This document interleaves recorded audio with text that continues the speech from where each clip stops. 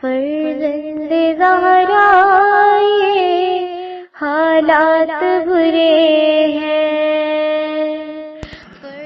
کاشانہ بصیرت ایک ایسا مکمل یوٹیوب چینل جس پر محروم بصارت کے لیے بالخصوص اور تمام افراد کے لیے بالعموم سینکڑوں کی تعداد میں اسلامی کتب دستیاب ہیں۔ لہذا گزارش ہے کہ آپ اپنی ذمہ داری نبھاتے ہوئے کاشانہ بصیرت کو سبسکرائب کرنے کے ساتھ ساتھ بیل آئیکن کو پریس کیجئے تاکہ آپ علم کے حصول کے ساتھ ساتھ مذہب اہل بیت کی اشاعت میں بھی اہم کردار ادا کرتے رہیں۔ کاشانہ بصیرت۔ فرزند زہرا یہ حالات برے ہیں۔ بسم اللہ الرحمن الرحیم۔ السلام علیکم۔ کاشانہ بصیرت کے یوٹیوب چینل سے نورین عباس حاضر خدمت ہے۔ سامعین، میں آپ کے لیے اس کتاب کا پہلا حصہ آپ کی سماعتوں کی نظر کر چکی ہوں۔ اس کتاب کا نام ہے درس عقائد، جس کے مصنف آیت اللہ مصباح یزدی ہیں اور ترجمہ کیا ہے جناب ضمیر حسین بہاولپوری نے۔ تو آئیے مطالعے کا آغاز کرتے ہیں۔ آج میں آپ کے لیے درس عقائد کا دوسرا حصہ لے کر آئی ہوں۔ پہلا درس، دین کیا ہے؟ دین کا مفہوم۔ اس کتاب کا ہدف عقائد اسلامی کا بیان کرنا ہے، جسے اصول دین کے نام سے یاد کیا جاتا ہے۔ لہٰذا کسی بھی وضاحت سے پہلے مناسب یہ ہے کہ کلمہ دین اور اس سے مشابہ الفاظ کی ایک وضاحت کر دی جائے، اس لیے کہ علم منطق میں مبادی تصوری (بریکٹ میں تعریفات) کا مقام تمام مطالب پر مقدم ہے۔ دین ایک عربی کلمہ ہے جس کے معنی لغت میں اطاعت اور جزا کے ہیں، اور اصطلاح میں اس جہان انسان کے پیدا کرنے والے پر عقیدہ رکھنا اور ان عقائد سے متناسب دستورات عملی پر اعتقاد رکھنے کے معنی میں ہے۔ اسی وجہ سے وہ لوگ جو اس جہان کے خالق پر مطلق اعتقاد نہیں رکھتے اور اس جہان کی خلقت کو اتفاقی حادثہ یا مادی و طبعی فعل و انفعالات کا نتیجہ سمجھتے ہیں، انہیں بے دین کہا جاتا ہے۔ لیکن وہ لوگ جو اس جہان کے خالق پر اعتقاد رکھتے ہیں مگر اپنے اعمال و کردار میں انحراف و کجروی کے شکار ہیں، انہیں بادین کہا جاتا ہے۔ اس طرح روئے زمین پر موجودہ ادیان حق و باطل میں تقسیم کیے جاتے ہیں۔ لہٰذا دین حق یعنی ایسے قوانین کا مجموعہ جو صحیح عقائد پر مشتمل اور واقعیت کے مطابق ہوں، نیز ایسے اعمال کا حکم دے کہ جن کی صحت میں کافی ضمانت پائی جاتی ہو۔ نمبر 2، اصول دین اور فروع دین۔ گزشتہ مفہوم دین کی توضیحات کے پیش نظر یہ بات روشن ہو گئی کہ کوئی بھی دین ہو دو حصوں میں تقسیم ہے۔ پہلا، عقائد جو پایہ و اساس کے حکم میں ہیں۔ نمبر 2، قوانین عملی جو انہی اساس کے مطابق اور انہی کے ذریعے وجود میں آئے ہوں۔ لہٰذا یہ بات پوری طرح روشن ہے کہ کسی بھی دین میں اس کے عقائد کو اصول اور احکام عملی کو فروع کا نام دیا جاتا ہے، جیسا کہ اسلامی دانشمندوں نے ان دو اصطلاحوں کو عقائد اور احکام اسلامی کے لیے استعمال کیا ہے۔ نمبر 3، جہان بینی، تصور خلقت اور آئیڈیالوجی۔ جہان بینی اور آئیڈیالوجی کی اصطلاح کم و بیش ایک ہی معنی میں استعمال ہوتی ہے۔ جہان بینی کے معنی یہ ہے جہان و انسان کے مطابق چند اعتقادات اور بطور کلی ہستی، اور آئیڈیالوجی کے معنی یہ ہے انسانی کردار سے مطابق چند کلی نظریات اور آراء۔ ان دونوں معنی کو ملحوظ رکھتے ہوئے کسی بھی عقیدتی اور اصولی نظام کو اس دین کی جہان بینی اور اس کے احکام عملی کے نظام کو آئیڈیالوجی کا نام اور انہیں دین کے اصول و فروع پر تطبیق دی جاتی ہے۔ لین یا نقطہ پیش نظر رہے نصب العین یہاں پہ مس پرنٹنگ ہونے کی وجہ سے یہ لفظ میں صحیح نہیں پڑھ پا رہی ہوں، لیکن ہو سکتا ہے کہ یہاں نصب العین لکھا ہو، لیکن یہاں پہ میں آپ کو اسپیلنگ بھی کر کے بتا دوں اس ورڈ کی جو میرے سامنے لکھا ہوا ہے۔ لام یہ نون اور یہ نقطہ چینی، یہ نقطہ پیش نظر رہے آئیڈیالوجی کی اصطلاح احکام جزئی کو شامل نہیں ہوتی، جس طرح کہ جہان بینی کی اصطلاح میں بھی جزئی اعتقادات کے لیے استعمال نہیں ہوتی۔ ایک دوسرا نقطہ کہ جس کی طرف توجہ ضروری ہے وہ یہ ہے کہ کلمہ آئیڈیالوجی عام معنی میں بھی استعمال ہوتا ہے کہ جو جہان بینی کو بھی شامل ہے۔ نمبر 4، الہی و مادی جہان بینی۔ انسانوں کے درمیان جہان بینی کی مختلف قسمیں پائی جاتی ہیں، لیکن ان سب کو ماورائے طبیعت کے قبول یا اسے انکار کرنے کی بنیاد پر دو حصوں میں تقسیم کیا جا سکتا ہے: الہی جہان بینی اور مادی جہان بینی۔ گزشتہ ادوار میں مادی جہان بینی کے پیروکاروں کو کبھی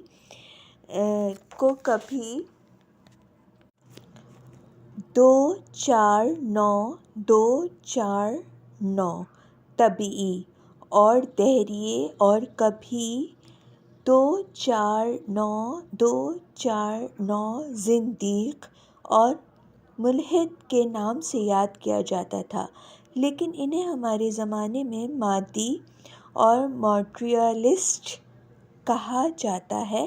مادی گری کی بھی مختلف شاخیں ہیں، جس میں سے مشہور ترین میٹیریلزم اور ڈیالکٹک ہے کہ جو مارکسزم کا ایک حصہ ہے۔ اس ضمن میں یہ بھی روشن ہو گیا کہ جہان بینی کا استعمال دینی عقائد سے بھی زیادہ وسیع ہے، اس لیے کہ یہ الہادی عقائد کو بھی شامل ہے، جیسے کہ آئیڈیالوجی کی اصطلاح میں دینی مجموعہ احکام سے مخصوص نہیں ہے۔ نمبر 5، آسمانی ادیان اور ان کے اصول۔ تاریخ ادیان، جامع شناسی اور عوام شناسی کے دانشمندوں کے درمیان پیدائش ادیان کی کیفیت کے سلسلے میں اختلاف ہے، لیکن اسلامی اسناد کے ذریعے جو کچھ سمجھ میں آتا ہے وہ یہ ہے کہ دین کا وجود انسان کی پیدائش کے ساتھ ہوا اور پہلے انسان حضرت آدم ابو البشر خدا کے رسول توحید و یکتا پرستی کے مناوی تھے، اور بقیہ شرک آلود ادیان تحریفات، سلیقوں کے اختلاف، فروی اور گروہی اغراض کی وجہ سے وجود میں آئے ہیں۔ خدائے یکتا پر اعتقاد۔ نمبر 2، عالم آخرت میں ہر انسان کے لیے ابدی حیات اور جو کچھ اس جہان میں انجام دیا گیا ہے اس کی جزا یا سزا کا پانا۔ نمبر 3، بعثت انبیاء پر اعتقاد رکھنا تاکہ بشر کو انتہائی کمال اور سعادت و دینی و اخروی کی طرف ہدایت مل سکے۔ یہ تینوں اصول دراصل ان سوالوں کے جواب ہیں جو ہر ایک آگاہ انسان کے لیے پیش آئے ہیں: ہستی کا مبدأ اور آغاز کیا ہے؟ زندگی کا خاتمہ کیا ہے؟ کس روش کے ذریعے اچھی زندگی گزارنے کا طریقہ حاصل کیا جا سکتا ہے؟ وحی کے ذریعے جو دستور العمل پیش کیا جاتا ہے وہی ویٹی آئیڈیالوجی ہے جو الہی جہان بینی کا نتیجہ ہے۔ اصلی عقائد لازم و ملزوم اور توابع و تفاصیل سے متصف ہیں جو دینی عقیدتی نظام کو تشکیل دیتے ہیں۔ انہی اعتقادات میں اختلاف مختلف مذاہب اور فرقوں کی پیدائش کا سبب واقع ہوئے ہیں، جیسا کہ بعض انبیاء کی نبوت اور آسمانی کتاب کے تعین میں اختلاف ادیان یہودی، مسیحی اور اسلام کے درمیان تفرقہ کا باعث بنا، اور اسی اختلاف کی وجہ سے عقائد و اعمال میں ایسے اختلافات اٹھے کہ جو کسی طرح بنیادی اعتقاد سے ہم آہنگی نہیں رکھتے، جیسے عقیدہ تثلیث جو توحید کے بالکل ضد ہے۔ اگرچہ سوری اگرچہ مسیحیوں نے اس کی توجیہ کرنے کی پوری کوشش کر ڈالی ہے، پھر تعین جانشینی پیغمبر صلی اللہ علیہ وآلہ وسلم کا مسئلہ کہ اسے خدا انتخاب کرے یا عوام۔ یہاں حاشیے میں ایک تفصیل دی گئی ہے پیج کے آخر میں، وہ میں آپ کو الگ سے پڑھ کے سناتی ہوں۔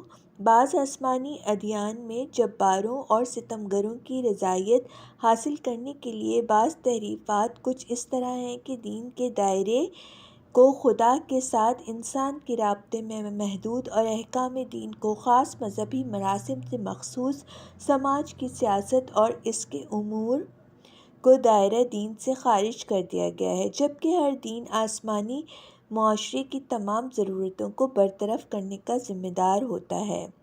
ادیان توحیدی ہی ادیان آسمانی ہیں جو 3 کلی اصولوں میں مشترک ہیں۔ یہاں اس حاشیے کی یہ 4 لائنز کمپلیٹ ہوئی۔ اب میں 39 پیج پر موجود ہوں اور یہاں سے آپ کو اس کتاب کا مطالعہ کر کے سناتی ہوں، مطالعہ کرتی ہوں۔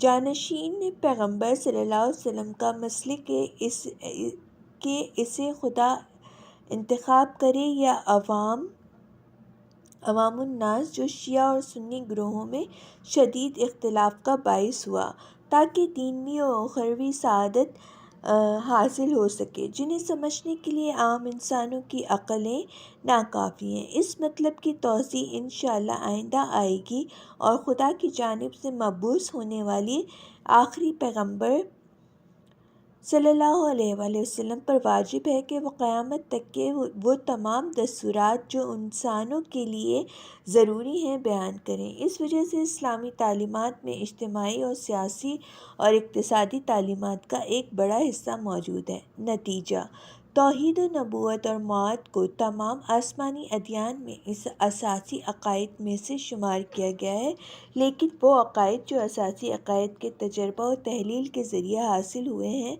ہونے میں یا انہیں ایک حصے میں ایک خاص اصطلاح کے مطابق انہیں اصلی عقائد میں شمار کیا جاتا ہے، جیسے وجود خدا کے اعتقاد کو ایک اصل اور اس کی وحدت کے اعتقاد کو ایک دوسری اصل مان لیا جائے، یا رسول اللہ صلی اللہ علیہ وسلم کی نبوت پر اعتقاد اصول دین کا ایک حصہ ہے، جیسے کہ شیعہ دانشمندوں نے عدل جو ایک فرعی مسئلہ ہے اسے اصول کا جز قرار دیا ہے، یا امامت جو نبوت کی تابع ہے، ایک دوسری اصل کے عنوان سے ذکر کیا ہے۔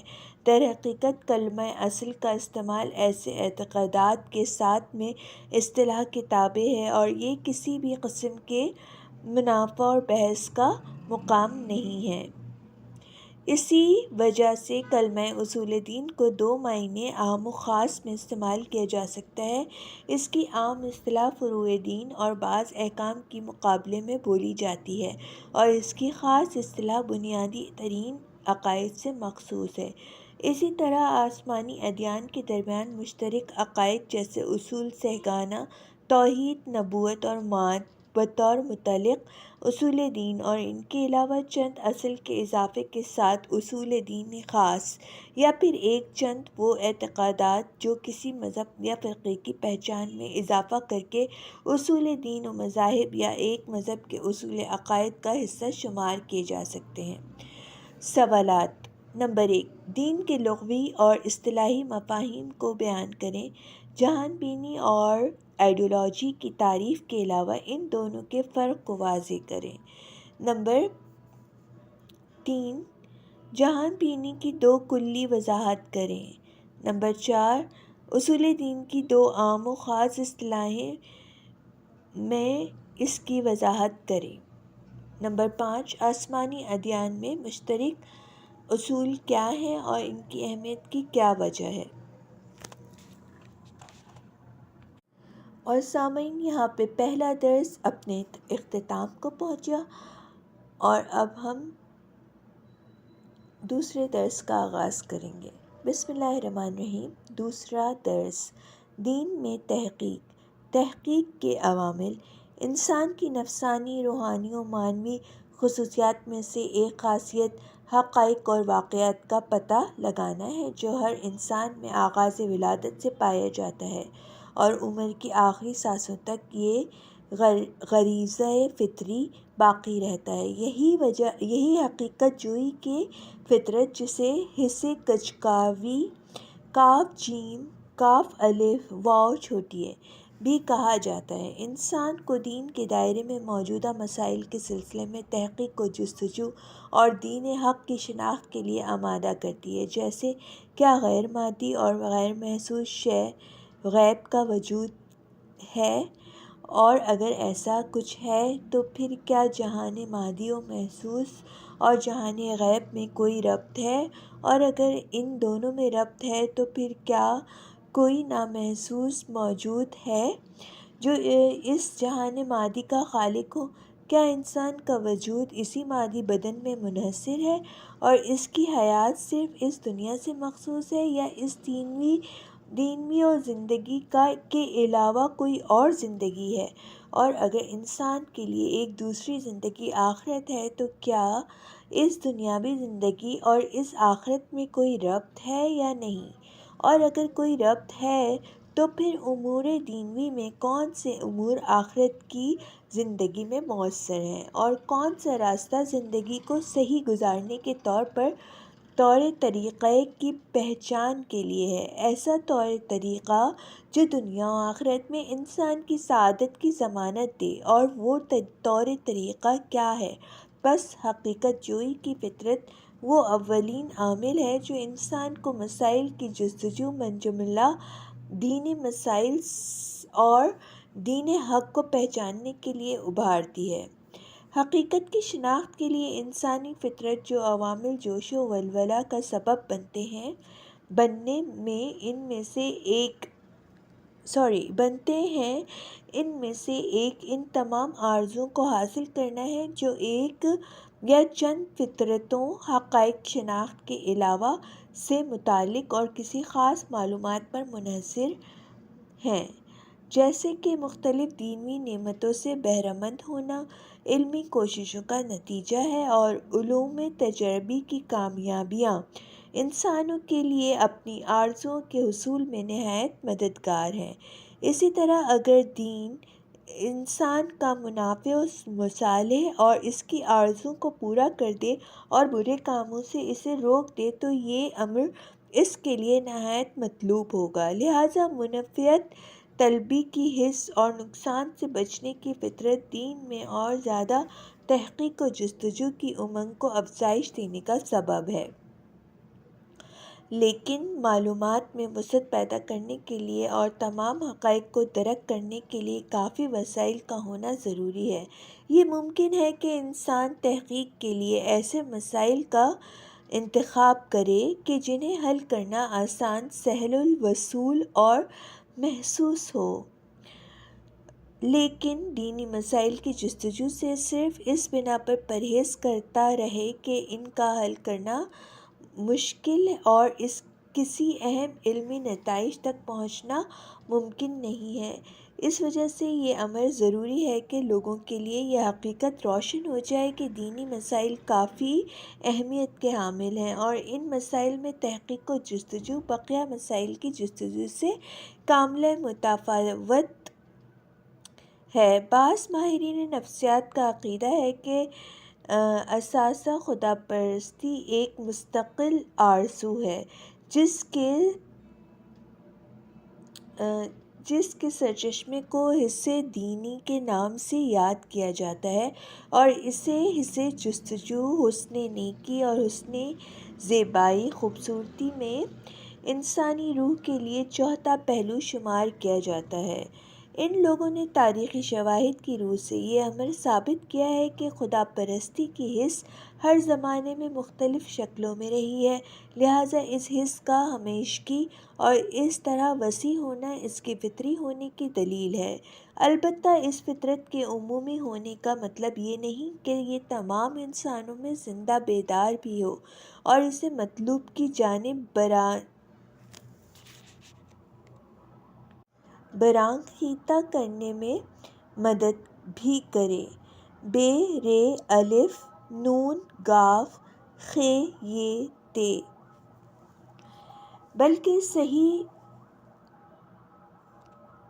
تربیت کے نہ ہونے اور فاسد معاشرے کے پائے جانے کی وجہ سے اس کی دوستی بہت ضعیف پڑ گئی ہو، یا اسے اپنی صحیح مسیر مجھے نہیں پتہ میں اس کو صحیح پروناؤنس کر رہی ہوں، میں آپ کو اسپیلنگ پڑھ کے سناتی ہوں، میم سین یہ رے مسیر، اپنی صحیح مسیر پر حرکت کرنے سے منحرف کر دے، جیسا کہ بقیہ تمام فطرتوں میں ذوف اور انحراف کا امکان ہے۔ اس نظریے کے تحت دین میں تحقیق و جستجو ایک مشتعل فطرت ہے،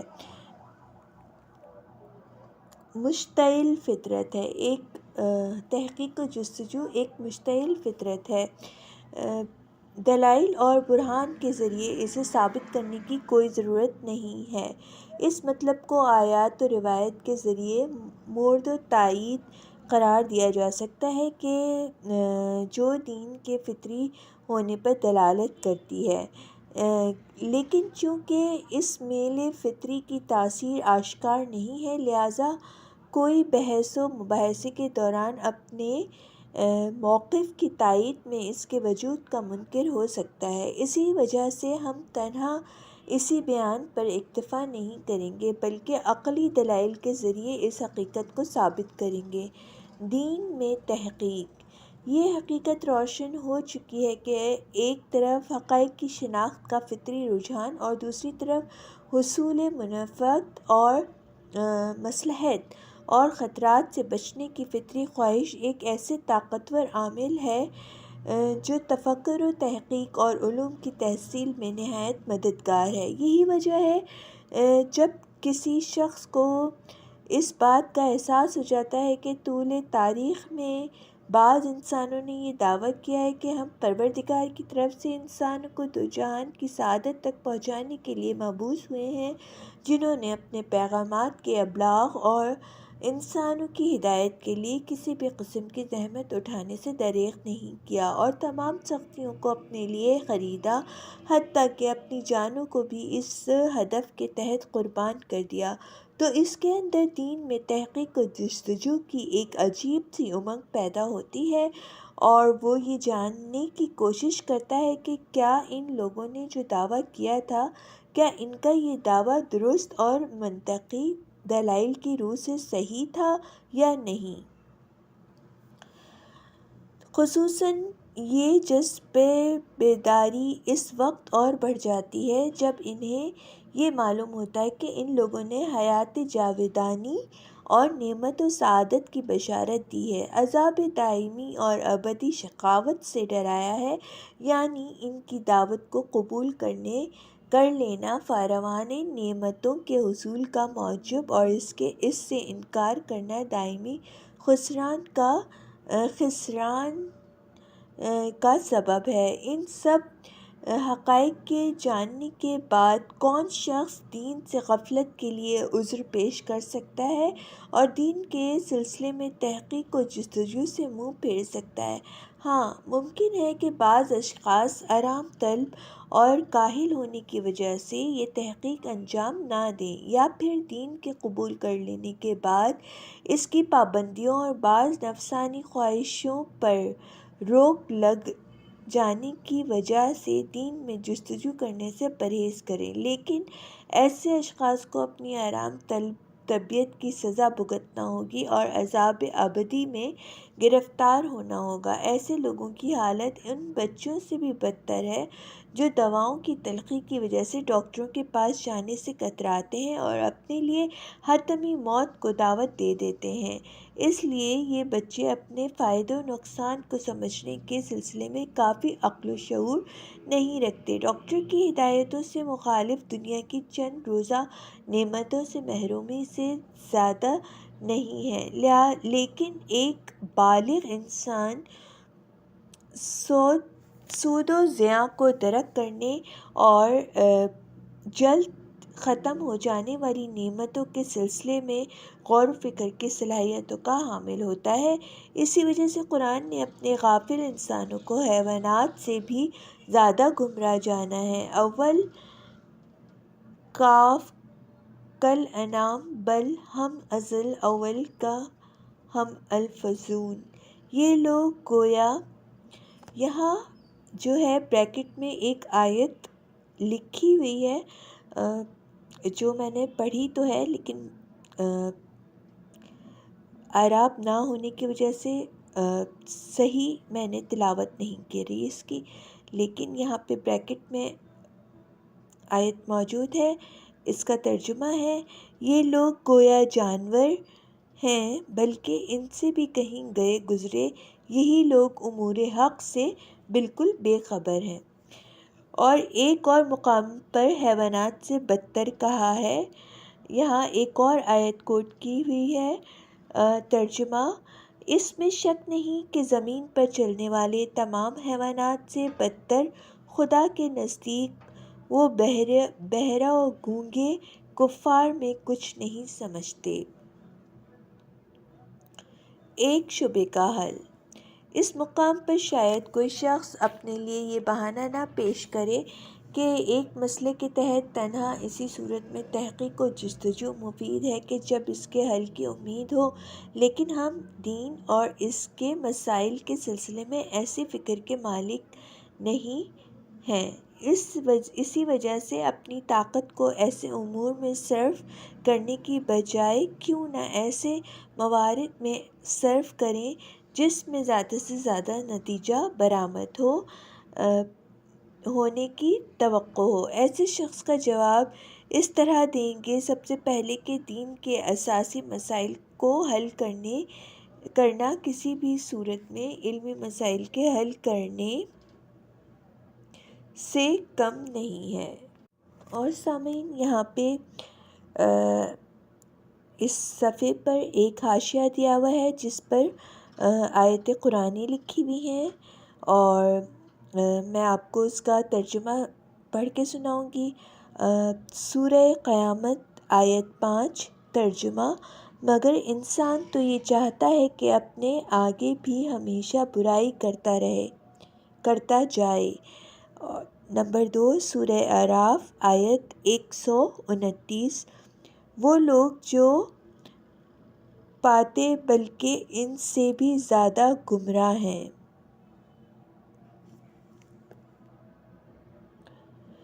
نمبر 3 سورہ انفال آیت 22، وہ لوگ تمام حیوانات سے بدتر خدا کے نزدیک وہ بہرے گونگے کفار ہیں جو حقائق کو درک نہیں کرتے۔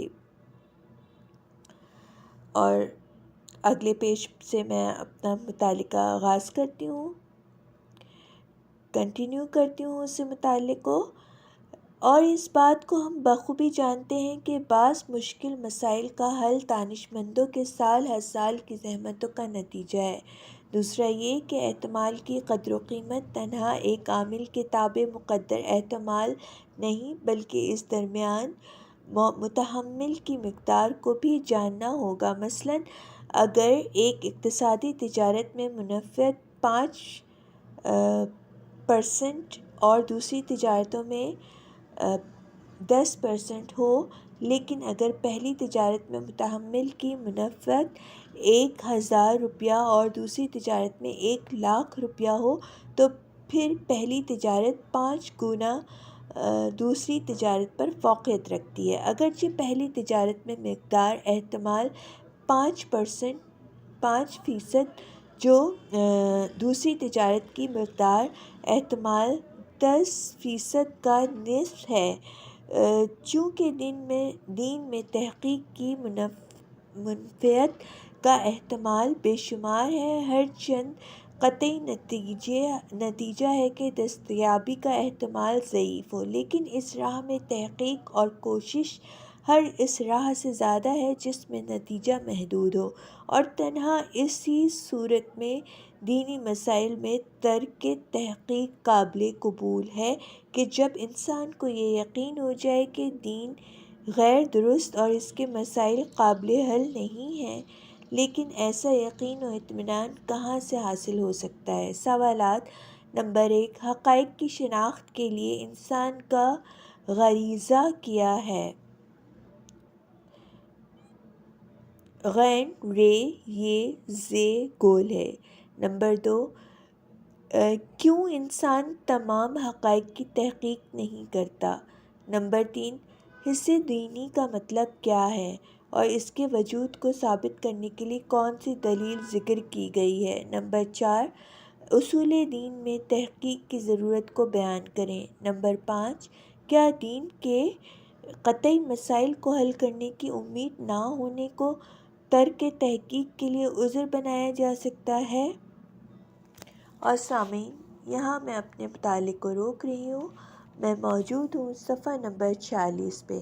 انشاءاللہ دوبارہ حاضر ہوں گی۔ جب تک کے لیے خدا حافظ۔